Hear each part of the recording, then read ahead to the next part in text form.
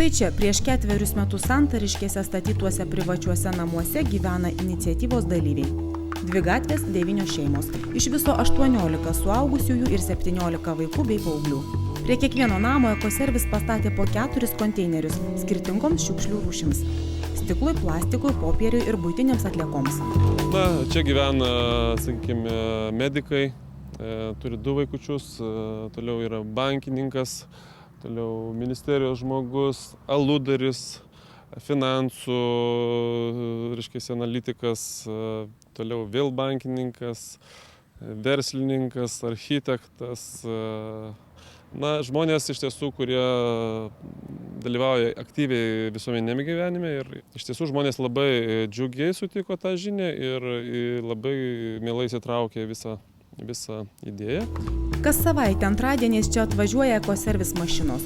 Jomis surenkamos gyventojų išrūšiuotos į specialius maišus sukrautos šiukšlės. Įmonės rūšiavimo gamykloje šie maišai išpakuojami. Visos surinktos antrinės žaliavos atidžiai sveriamos ir suskaičiuojamos gramo tikslumu. Vėliau stiklas, popierius, plastikas dar kartą išrūšiuojami pagal frakcijas ir keliauja į perdirbimą. Eksperimentas susideda iš keletų aspektų. Tai pirmiausia, norime išskirti ir suprasti gyventojų, žmonių, šeimų vartojimo tendencijas, kokios tendencijos yra skirtingose šeimose, priklausomai nuo socialinio lygio, nuo vaikų, suaugusių, šeimoje kiekio.